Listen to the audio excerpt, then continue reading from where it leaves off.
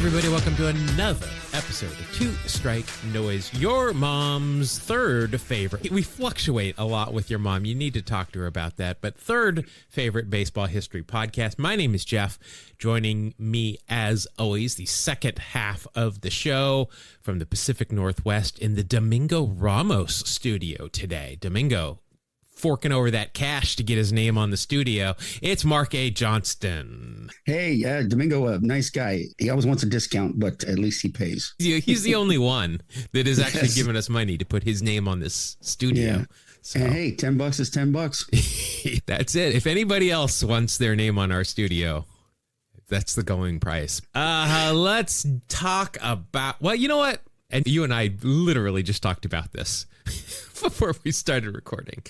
Our non-baseball fact of the day. I don't know. This led us into the tombstone names a couple of weeks ago. So maybe it'll do it again. I learned this. Literally, this is a today I learned. Olive Oil. All right. Popeye's girlfriend. Yes. She was a character 10 years before Popeye was. No kidding. She was introduced in 1919 in a comic strip called Thimble Theater. I think you remember that one. You used to tape those to your icebox all the time. I would tape them to my locker at school. I'm a lot younger than you think I was. You know? Oh, okay. I thought an icebox, like there weren't refrigerators, there were No, the icebox was a little more challenging than the refrigerator, I remember. Yeah. But she was a love interest of a character named Harold Hamgravy.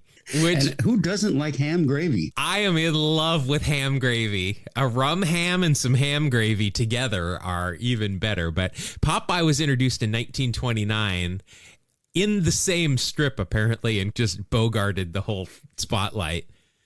It says usurping its original star, so I want to say that because I like the word usurp. Ooh, he usurped. And took his love interest. So this leads me to believe, is next week, are we going to have Popeye-themed baseball names? Oh, boy. That's it. That's the whole list. There you go. Yeah, exactly. Exactly. All right, let's get into our BP segment here before we get too far into this. I think we would be remiss without mentioning the passing. This happened just on Thursday, I believe. Mickey Lolich, Tigers legend, passed away. So we want to mention him. I was going to mention him a little bit more, but as I was prepping for this, I decided, you know what? This guy needs to have a whole episode. So there you go. Next week, we will be talking more about Mickey Lolich. Wow. I could go so many directions with that. That was, now, welcome to my dyslexic ADHD riddled brain. I see that as Licky Molich, which sounds like an awful a Disney porn character, name. I think, isn't it? I went porn name and you went Disney. It's the way this show rolls. That's right. But he was a left-hander for the Tigers. I liked this because he called himself the beer drinker's idol because of his portly stamina and build. And so I looked him up. He's listed as 6'1", 170. Oh, okay. Very portly. Yeah. I wouldn't mind being 6'1", 170. I wouldn't mind it either, but he is famous for winning 3 complete games in the 1968 World Series, of which he was named MVP, including a decisive Game 7 that he obviously won the game against Bob Gibson when they faced the Cardinals in the World Series. 3-time All-Star, runner-up to the 1971 Cy Young Award, and retired in 1979 with 2,832 strikeouts, which was the major league record at that time for a left-hander. Oh, wow. So Mickey Lolich, if you want to know more about him, wait till next week, because I've already decided he is my topic for next week. He is a fun character. 68 Cy Young Awards was a tough one to win. Yeah. 71 was when he was the runner-up, but 68... yeah, it's hard to... There's a 31-6 Denny McClain and a 1.12 ERA of Bob Gibson. Yeah. Good luck getting in there anywhere. Believe it or not, that was before my time. I get a lot of old jokes on here, but I wasn't around in 68 yet. Really? You weren't? Yeah. No, I thought you were. I thought you were older than I wasn't either, but I thought you were like a lot, not a lot, but I thought you were like 5 years older than I was. I don't know why. Just because I make fun of your age. Think that? Stop thinking that. I don't know. We know executive producer Mitch's hair was around at that point. Yeah. Just not on his head. He still has hair. It's human hair that they weave in there. Yeah, he wasn't around to farm it at that point. So, hey, Mitch, if you're listening, you got the best weave on the planet, man. The Harlem Globetrotters are jealous of your weave, Mitch. Joke for one person. There you go. All right. There you go. I saw this on the back. First of all, we love 1987 tops, right? Wood border. Great. I love it. Everybody's favorite set. Absolutely. Fun fact on the back of Ozzy Smith's 87 tops, he was listed as the best casual dresser. Who voted on this? Best casual dresser? Best casual dresser. Best casual dresser. Who was voting on it?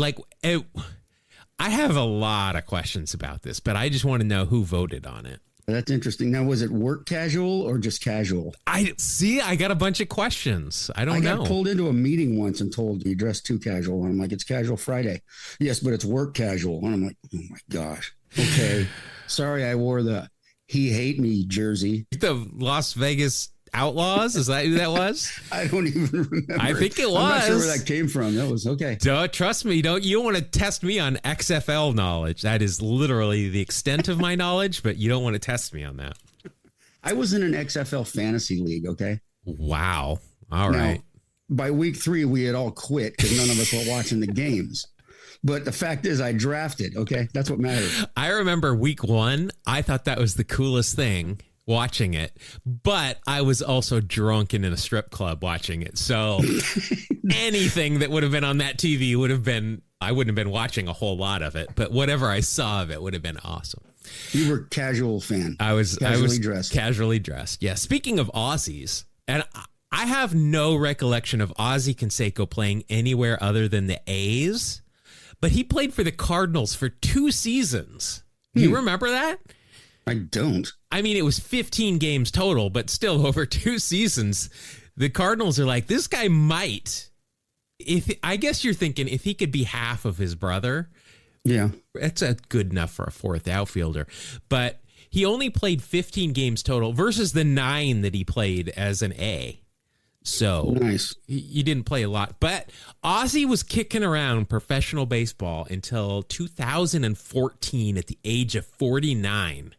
No kidding. Very similar to his brother, but he played a lot in the United Baseball League, which is a 4-team league in Texas, where he was the model of consistency. He would hit 200, wouldn't hit a home run, strike out a lot, and not walk.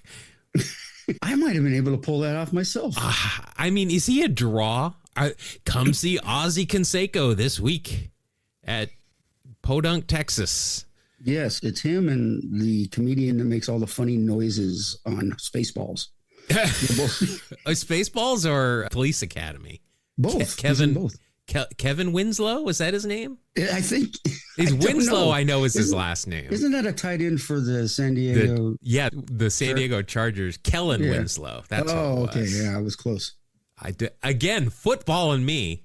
Yeah, Super Bowl this weekend. You don't think I'm excited? We can talk about all this on our football podcast. Yes, or our human sound effects podcast.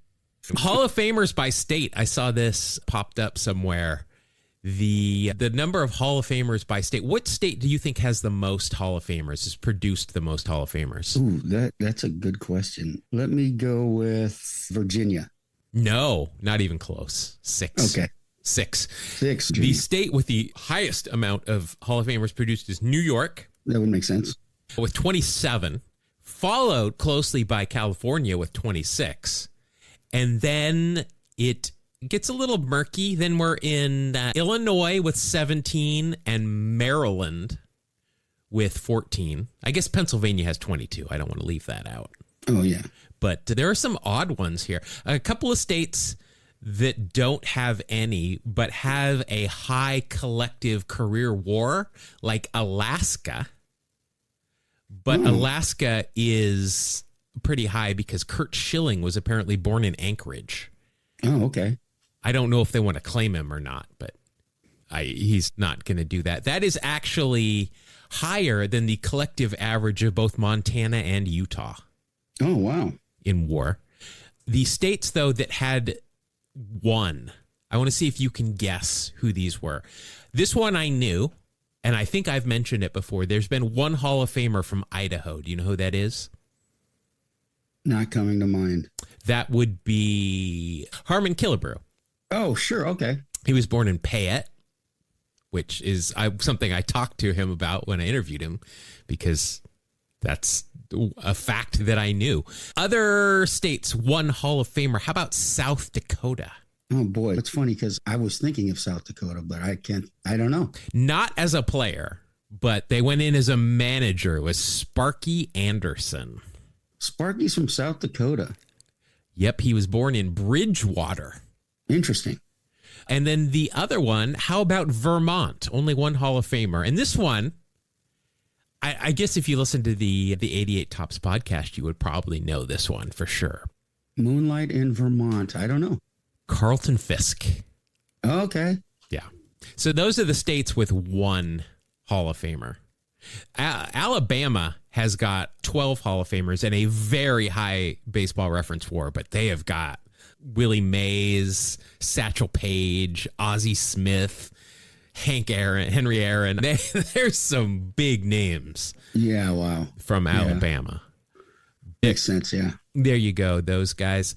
Last thing I want to mention here is WBC.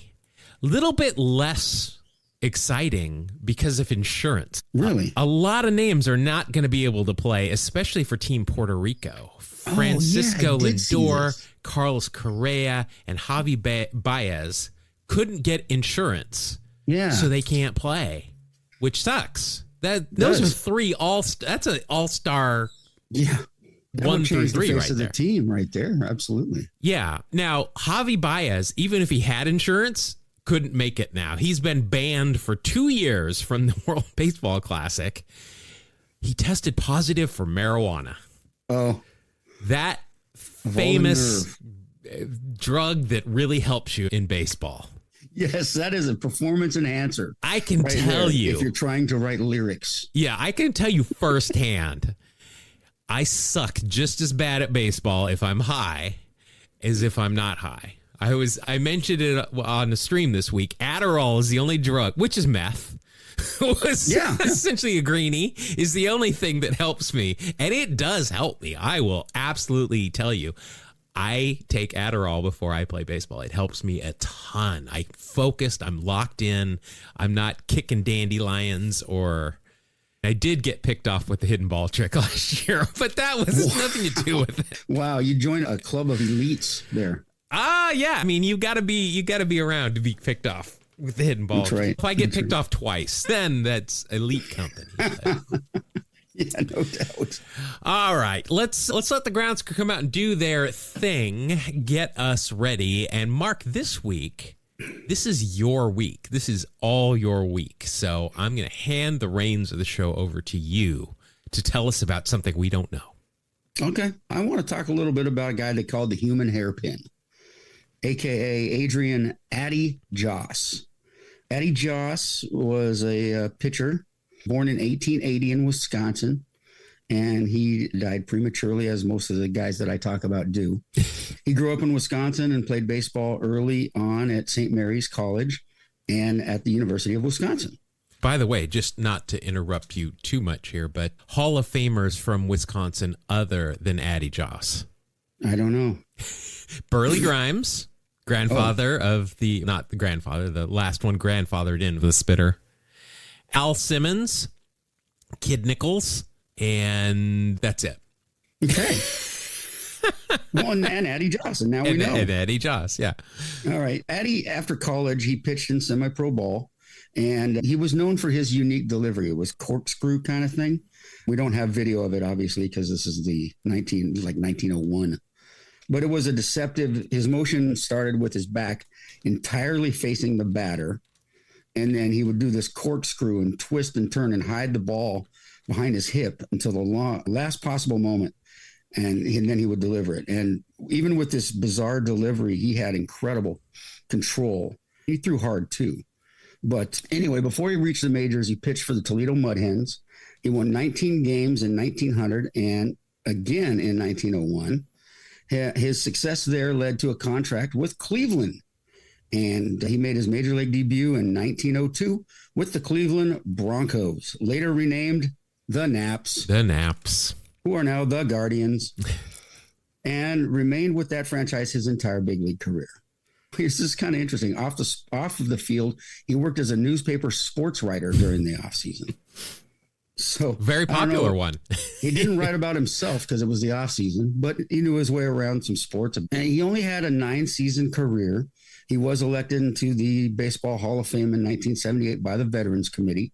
There was a special resolution waived to avoid the usual 10-year career minimum because of his talent and impact. They made a special exclusion for him from that rule. And so a 9-year career got him in. And what did he die of? He died of tuberculosis meningitis. Oh, I was hoping. I was ready to sing Consumption Junction, What's Your Function? But tuberculosis, but it's the meningitis kind of throws us off.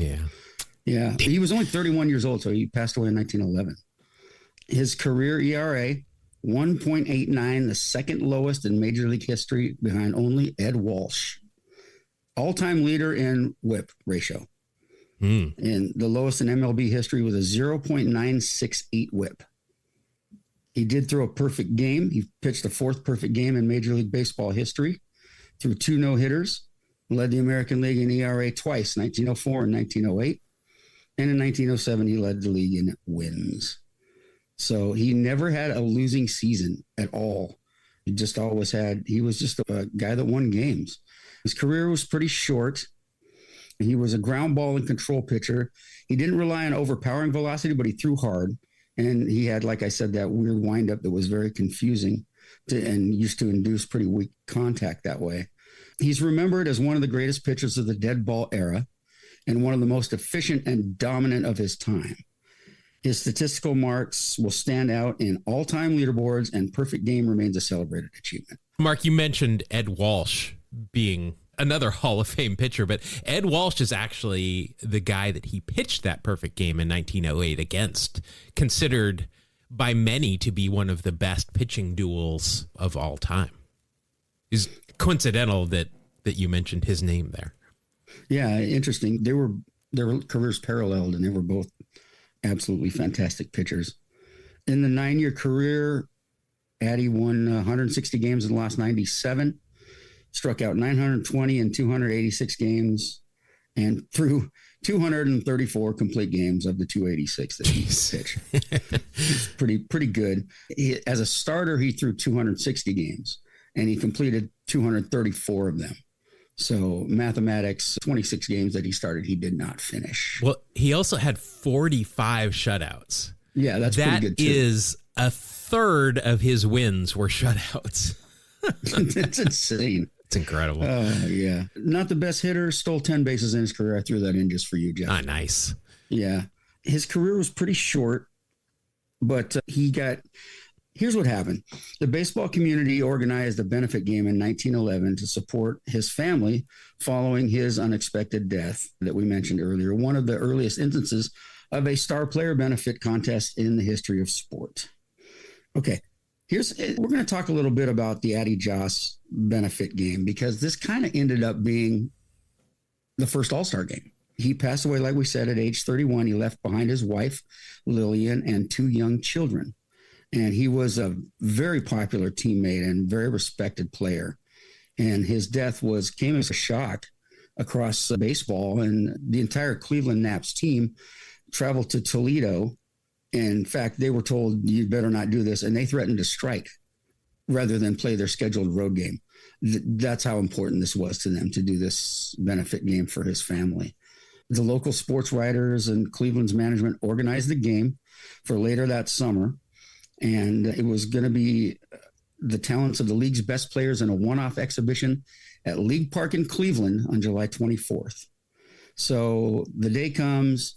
There's 15,281 fans, and it's the Cleveland Naps, Joss's team, against the All-Star team made up of top players from other American League clubs.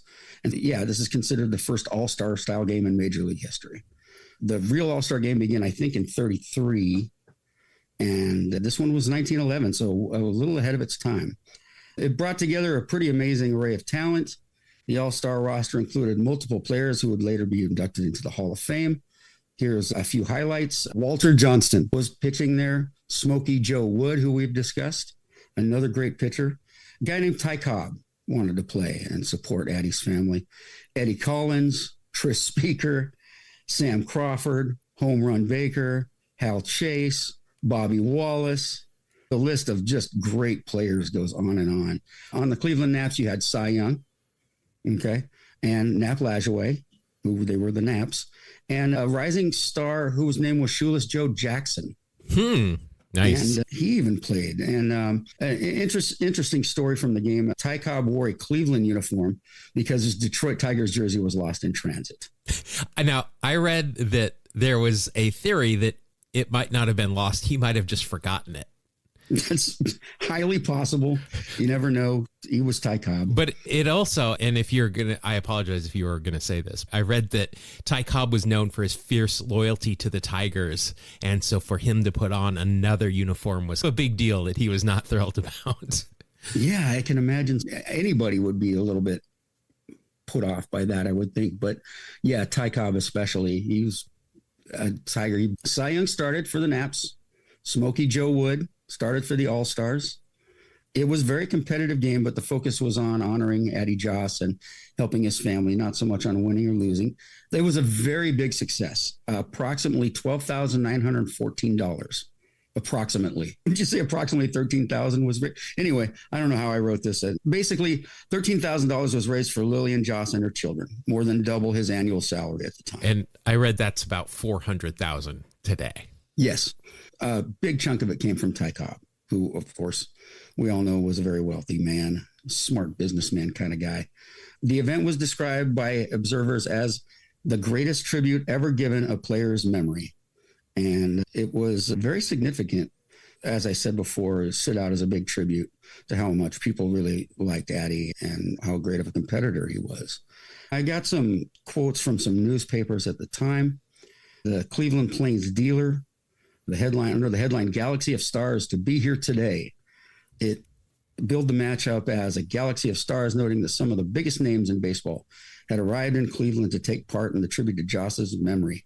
It emphasized how extraordinary it was to see how many great players assembled on one field in a single day.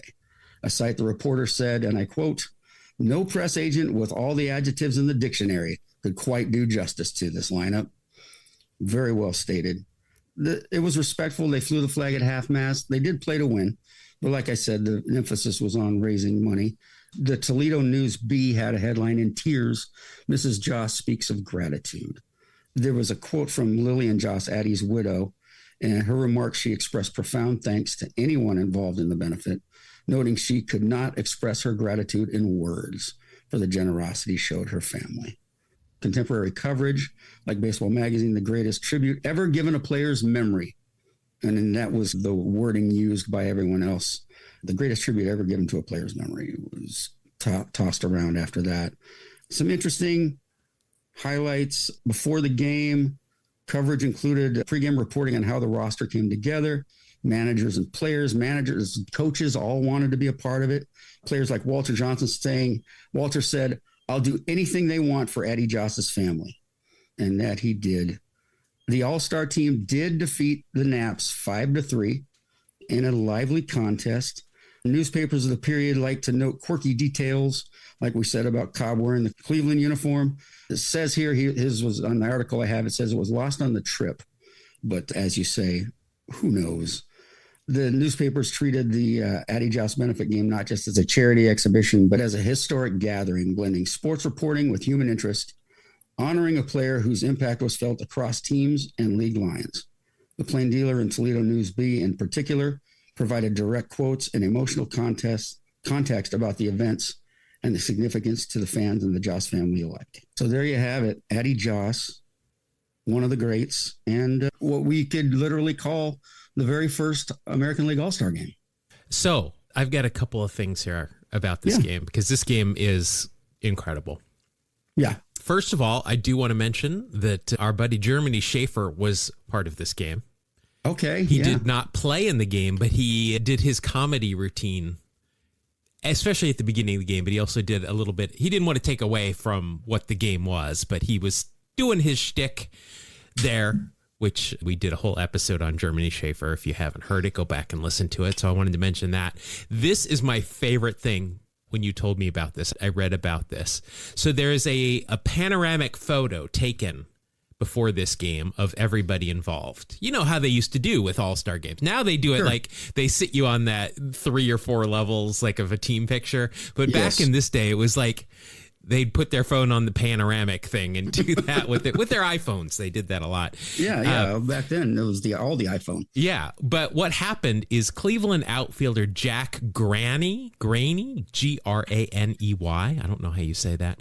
He stood on the far left of the group, which is where the camera began its slow pan. And then once he was out of the frame, he ran behind the entire line all the way to the far right side. So as a result, if you look at that photo, he is there twice, once on the far left and once on the far right. That's brilliant. I love that.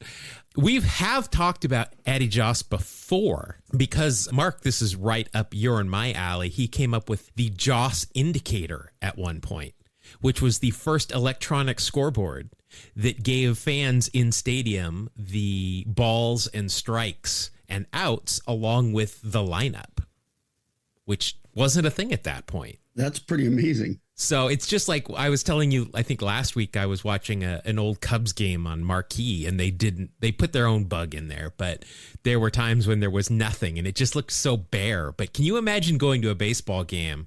I guess all of the games I play in, there's no indicator anywhere other than the umpire if he's paying attention, but just no balls or strikes anywhere. But Addie Joss came up with that. And that's pretty awesome. Was the first one to do that. Also, you mentioned he was a popular sports reporter. They gave him his own phone number and people would just call him up and he would answer the phone. And it was a very popular thing. Just kind of like that Jose Canseco 800 or 900 number back in the day where he would tell you what really happened when he got pulled over for speeding. That's right. Addie Joss and Jose Canseco, very similar. Oh, yeah. Most of the time they get compared, especially their physique. Yeah, and if you just look at their pictures on Baseball Reference, they're very similar. Although Addie Joss is confusing because Addie Joss has 2 pictures on Baseball Reference. One looks straight out of the 1800s, high collar and just a hair parted in the middle. And then the second one, he looks like he's 104 years old when he died when he was 31. So I don't. Yeah. Life was a little bit harder back then. Yeah, this is true. And this is interesting, too. I was going to mention the pitching line for the All-Stars. You got to see Smokey Joe Wood go 2 innings, and then you got to see Walter Johnson come in for the next 3. So that's worth your ticket right there, baby. Yeah. Was it a full 9-inning game? It was. And Cy Young went 3 for the Naps. The Naps got 15 hits and 5 runs. And the All-Stars got only 8 hits, but they scored more. How great of it. When you think about, there's a question I see like on Reddit a lot of times, like if you could go back in time and watch one game from the past, what would it be? And that would definitely, that's probably one that people don't think about that often. Yeah. But yeah, no, there's a lot of people would like to go back. And I know me, think about, of course, the 27 Yankees, and I think about the Negro Leagues and stuff like that. You're absolutely right. This would be one amazing game to watch. Yeah, what would your game be if you could go back? It might be hard to think of it right now. Maybe we revisited it last week, but for me, my initial thought, and I have nothing to do with this game, but I would like to go back and see Bobby Thompson's shot heard around the world. Yeah.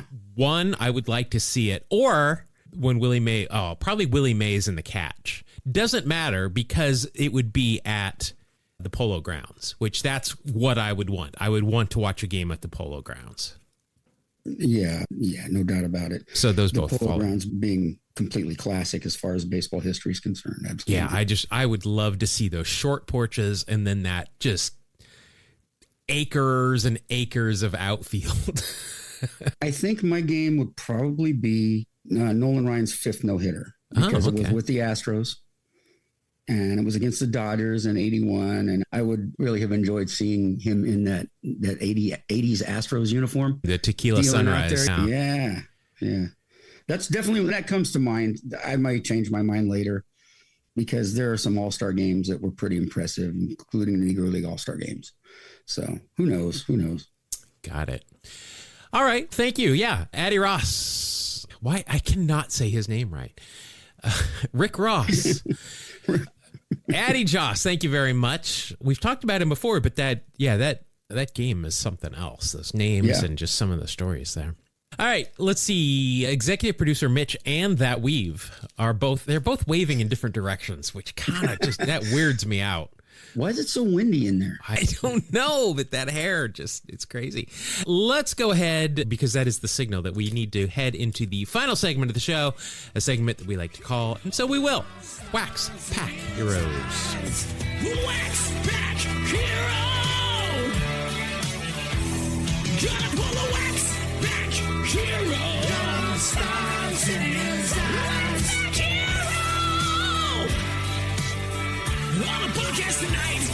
Hello again, friends. It's time for another installment of Wax Pack's Heroes. Before we can start, though, let's go over the rules. Mark and Jeff are going to play an old-fashioned game of war, except this is more like baseball reference war. They'll each get one card and will score the baseball reference war of the year of the card. But wait, they can add or subtract points depending on certain aspects of the card and the player's season. Any 80s baseball aesthetics the card displays will earn an extra 1/10 of a point. Or if they don't like something, like 2-in-1 stirrups, they can subtract a 1/10 of a point as well.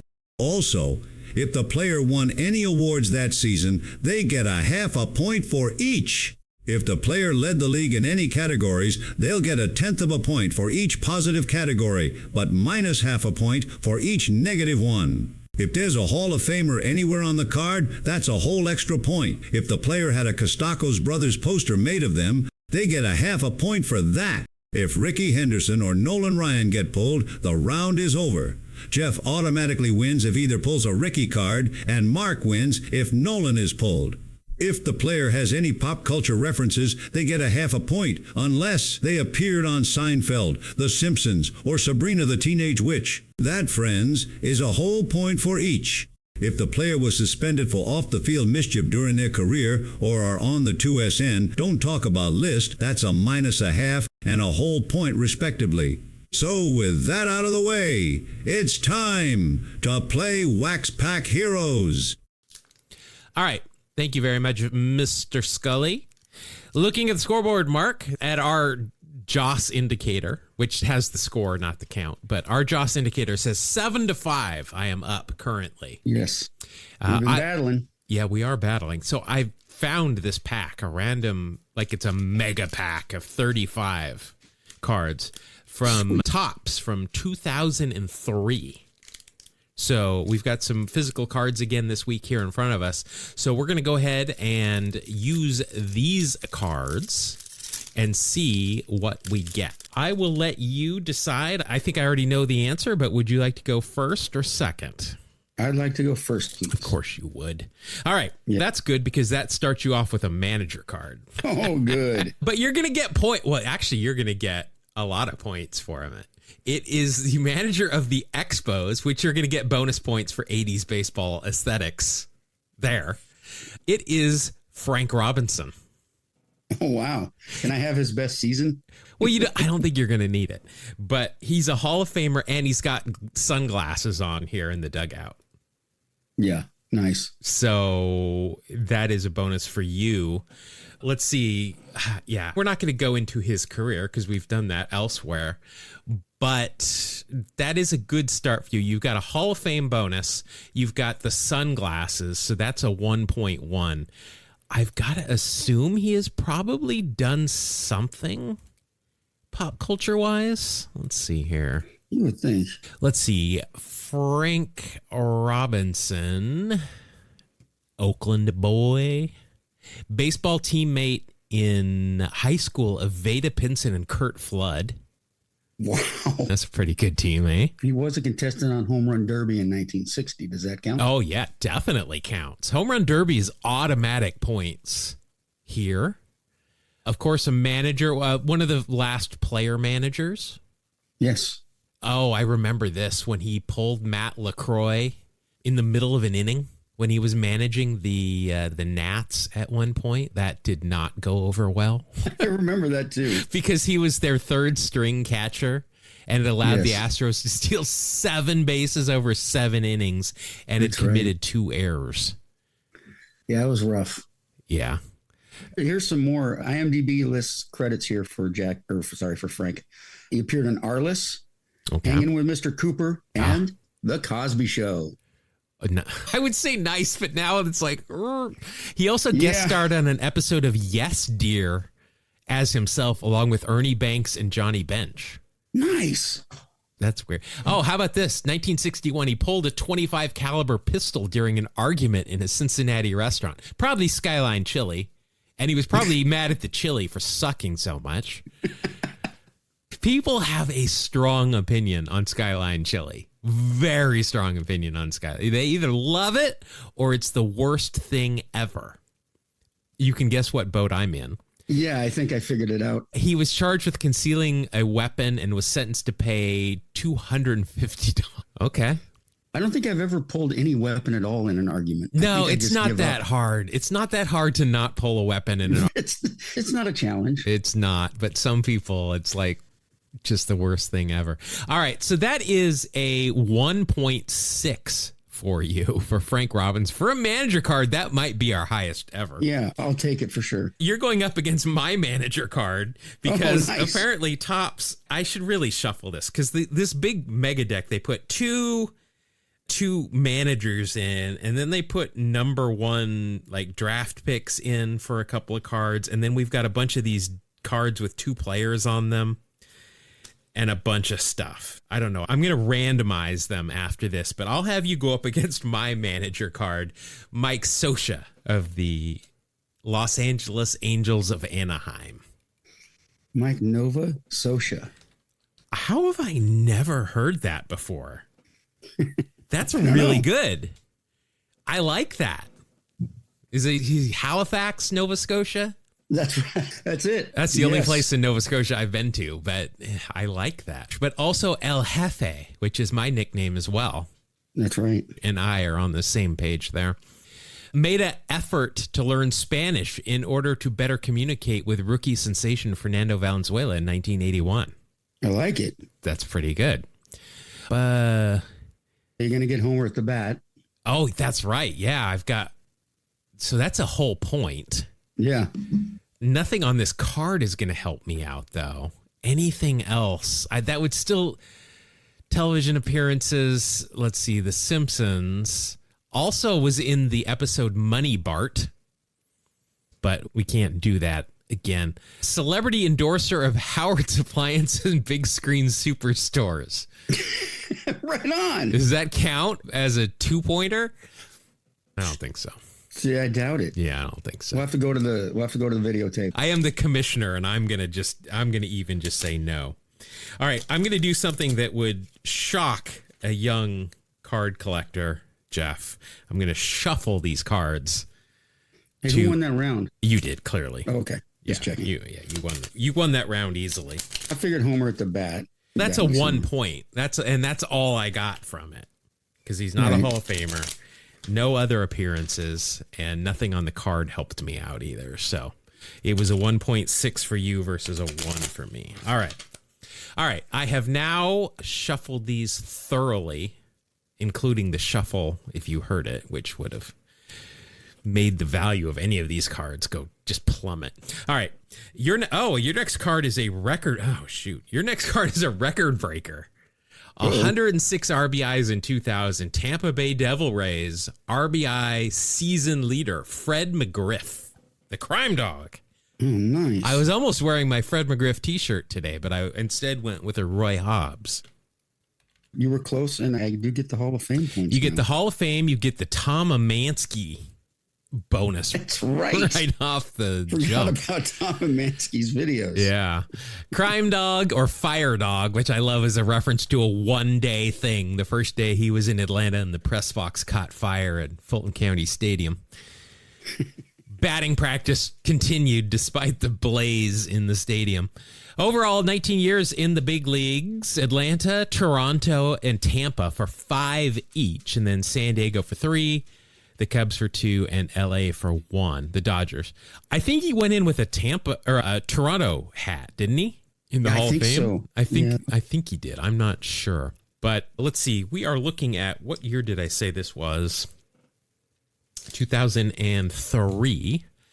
So for McGriff, this was his 1 year at the Dodgers at age 39. He appeared in 86 games, hit 249, 322 on base, 428 slug for a 99 OPS plus. Still hit 13 home runs, 40 ribs for a .4 WAR.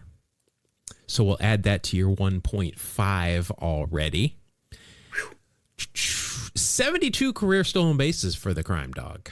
Stolen crime. That's good. Oh, yeah. See, I totally did that. Professional podcaster. That's right. 5-time All-Star, 95 World Series, 3-time Silver Slugger. He was also the All-Star Game MVP at one point. Was traded. The biggest trade was with Tony Fernandez to the Padres for Roberto Alomar and Joe Carter. Also traded by the Yankees before he ever played for the Yankees, with Mike Morgan to the Blue Jays for Dale Murray. Worked out well for everybody. Interesting. I was curious about what cap he wore into the Hall of Fame. He has no team logo. Oh, okay. Yeah, it makes sense. He played 5 years for 5 different teams where he was very good. He hit 30 or more home runs for 5 different franchises. That's pretty impressive. There you go. I don't see anything else here other than his Tom Amansky video. Was he not in the Married with Children strike episode? I don't see anything here. I need to make a list of who that was. Yeah. But I don't see anything here. I'm going to go with it. But actually, it's only a 1.9 for Fred McGriff. That's pretty low. But let's see. You will be going. I've got a card with 2 players on it. Future stars. Oh, geez. Wow, this is a good card. Future stars for the Texas Rangers. I can choose between Hank Blaylock or Mark Teixeira. Ooh. Now, how do we do that? We get to choose, but if they haven't played in the big leagues yet, what year do we go with? Their best year? Or no, what do we do? I don't know. Let's just pick a year. I haven't looked this up yet. Let's pick a year, like 2007. Okay, that's fair. I'm going to take Teixeira, although he's on the dental list in a real piece of work. I'm going to go with that. I think Hank Blaylock had a couple of good seasons, but Teixeira had like a good career. Yes, he did. 2007. Yeah, let's see. 2007. Overall, though, 14 years in the big leagues for Tex, 8 with the Yankees, 5 with the Rangers, 2 with Atlanta, 1 with the Angels. 2007, actually split time. This is when he was traded from Texas to Atlanta. Oh, I picked a good year. I'm just going to say that. Yeah, you did. He hit 306 overall, a 400 on base, 563 slug for a 149 OPS plus. He hit 30 home runs, 105 ribs, and a 4.6 WAR. He is on the dental list, though, so that's a -1. That'll still be a 3.6, so I'm not too worried. I think you got me. Traded by the Texas Rangers with Ron Mahay for Elvis Andrus, Neftali Feliz, Matt Harrison, and Gerald Saltalamacchia. I think the Rangers won that trade. The Rangers got like a bunch of starters. Yeah, I mean, they were on the Rangers for a long time. Yeah. I mentioned Ron Mahay because I believe he was the last guy active that broke the picket lines during the 90. Oh, interesting. Yeah. Was it which strike did he break the line for? But I think he was the last active player that was actually made it in the big leagues after being a replacement player. He is not a member of the MLBPA. Never made any money from the MLBPA because of that. It was the 94-95 strike. There you go. Let's see. Does Teixeira? I don't want to look too much into this guy. I think he's just a jerk. Let's see. Is there anything? All right. There's nothing here. Unfortunately, I win the round from Mark Teixeira. I don't want to talk about it. I'm upset just looking at the things that got him on the dental list. All right, we're tied at 1-1. Mark, your next card is a good one with the Astros, Roy Oswalt. Oh, nice. All right. For you, Roy Oswalt, overall 13 years in the big leagues, Houston for 10, Philly, Texas, and Colorado. I don't remember the Colorado. That was 2013. He appeared in 9 games and hung it up and did not pitch well, shockingly enough, in Colorado. In Colorado? Yeah. Weird. 2003 with Houston, he went 10-5 with a 2.97. Wow, ERA. 127 innings pitched, 116 hits allowed, and he struck out 108 for an ERA plus of 148 and a WAR of 2.9. Interestingly, 10-5 in 03, and then in 04 and 05, he won 20 games in each of those seasons. Yeah. 40 and 22 the next 2 seasons. That's not bad. 2.9 WAR. Nothing on this card is going to help you out. Let's see. Traded for not a lot. Anthony Ghost, J.A. Happen, Jonathan VR. Ooh. They're all big leaguers, had careers. I forgot to mention this in BP. Did you see that Emmanuel Clase, there were 48 games that they think he... Yes. I saw that. That 48 games. This guy was making $5 million a year, and he just wanted an extra $10,000. Yeah. That's crazy. That is nuts. If they needed someone to come in and throw a ball on the first pitch, I was available for a lot less. And I would have tried to throw a strike. I'm still throwing a ball. I would have tried to throw a ball, because if I tried to throw a strike, it would just be this big fat thing hanging over the strike zone. Let's see here. Well, he opened a steakhouse in 2021 in Starkville named 44 Prime. Nice. Don't think that's going to be enough for pop culture, but that'll get, you've got a 2.9. You will be going for me here with the D-backs is Danny Bautista, outfielder. This could be good. Danny Bautista had some good years. Yeah, he did. Let's see, in this picture, nothing that's going to help me. I can't tell if he's got a mustache. It's a good action picture. He's taking a secondary lead down the third baseline, but nothing else really going on there. Let's see. Overall, 12 years in the big leagues, 5 for Arizona, 4 with Detroit, 3 with Atlanta, and 2 for the Fish. In 2003 with Arizona, not good. Oh, geez. Hit 275, 330 on base, 394 slug, and 83 OPS plus. I said he had some good years. He really didn't. I must be getting him mixed up with somebody else. Overall, I'm not even going to go through his numbers. I'm just going to tell you his WAR was a minus 1.1. Ouch. That is not good. Nothing really to talk about transaction-wise. Jeff had a Parrott. 21-game hitting streak. Oh, okay. Jeff Parrott hit him in the face apparently one time and broke his eye socket.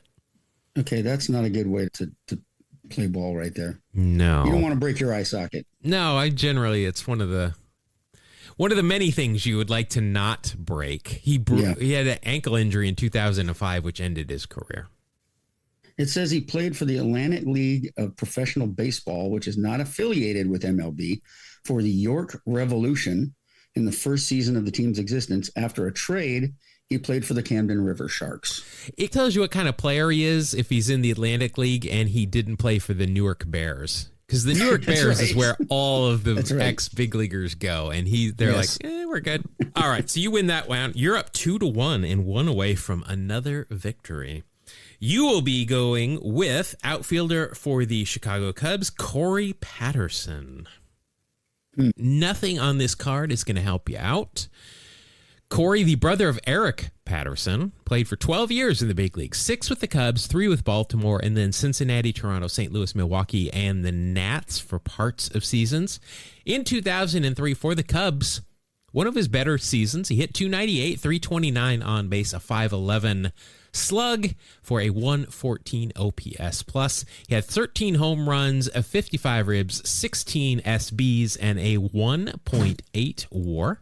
Let's see here. Transactionally, he was a first-round draft pick, 3rd overall by the Cubs in the 1998 draft. And, he was traded by the Blue Jays with Octavio Dotel, Edwin Jackson, and Mark Zipchinski, a.k.a. Scrabble, for some marginal MLB talent in return.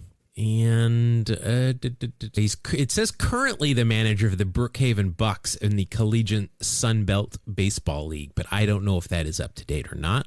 And I don't see anything. Son of former NFL defensive back Don Patterson, who apparently played for the Lions and the Giants. And Patterson committed to play football as a wide receiver for Georgia Tech before signing with the Cubs. Georgia Tech is where his father played football as well. All right, that'll be a 1.8 for you with Corey Patterson, and you will be going up against pitcher for the Dodgers, lefty Odalis Perez. Oh. I remember Odalis from my time in Atlanta. I'm not sure if he's got a 1.8 in him, but let's see. Oh, you never know. Overall, 10 years in the big leagues. L.A. Dodgers for 5, Atlanta for 3, Royals for 2, and then the Nats in 2003. He went 12-12 with a 4.52 ERA in 30 starts, 185 and a third innings pitched, gave up 191 hits, struck out 141 for an 89 ERA plus and a .4 WAR. Nothing in this picture is going to help me out, unfortunately. Oh, he was traded by Atlanta with Andrew Brown and Brian Jordan for Gary Sheffield. Oh, wow. I was there when that happened. Okay. It got chefs in right field after that. Ooh, wow. How sad. He died after falling off a ladder at his home. Oh. In 2022. He was 44 years old. That is not cool. Ugh. And that is really the only thing other than his baseball information here, which does not help me out. And that is going to hand you, sir, another win. A W. How about that? I just can't get more than 3 games in front of you before you run off a couple. We are a couple of veterans that have been battling each other for years and years. You just hang close. It's not until we get to somebody who's got like 16 wins that you really need to worry. That's right. So you and I are like Ric Flair and Terry Funk. We just house shows just every night. You and I were battling. That's right. And then every now and then we'll do house shows. Yeah, every now and then we'll do one of those barbed wire death matches. That's right. Yeah, where we actually grade the cards in some of these. All right. Congratulations to you, Mark, on that win. And that is going to wrap up this version of Wax Packs Heroes. It's also going to wrap up this episode. Thank you very much for listening. If you want more of us, you can find us on the social medias. We are at 2 Strike Noise. That is at TWO Strike Noise. Mainly on Blue Sky. I don't do a lot of Instagramming stuff. Mainly on Blue Sky. Also YouTube. I stream 3 times a week, Monday, Wednesday, Friday at 9 o'clock West Coast time on Twitch and YouTube. If you want to come join some of our listeners, we do some baseball dailies. Fridays, we do some things. Like on Monday, we do Meme Monday, where we try and do the grid and come up with players that have memes. On Friday, it's Feud Friday. We try and get the number 1 score in the grid. We play an awesome game called Starting 9. If you haven't played that, the creator of the game is in our chat most of the time. That is a fun game. That is such a fun game. I talked to him and I said, I want to play more than just the 9. And I have, through ChatGPT, have made a version of his game that he has seen that you can keep playing forever. Nice. So, but it is just a great game. If you haven't played Starting 9, it's a lot of fun. And then we also have an email that sometimes we get spam, but sometimes we get some good reader information that Mark likes to handle. We do. Yeah. You can write to us at, what is it again? Oh, yeah. 2 Strike Noise, TWO, strike noise @gmail.com. That's it. That's all you got to do. That's all I got. That's all you got. All right, that'll do it for this episode of 2 Strike Noise. Thank you very much for listening as usual. We will be back again, hopefully next week. We're still chugging along here. We're going to be talking about Mickey Lolich. I've already made the executive decision. Executive producer Mitch, you're powerless in this case. It's Mickey Lolich. He has no real power. He's a figurehead. Just hair. That'll do it. Thank you very much for joining us. We will see you again next week on another episode of Two Strike Noise. Thank you. God bless you. Have a great day.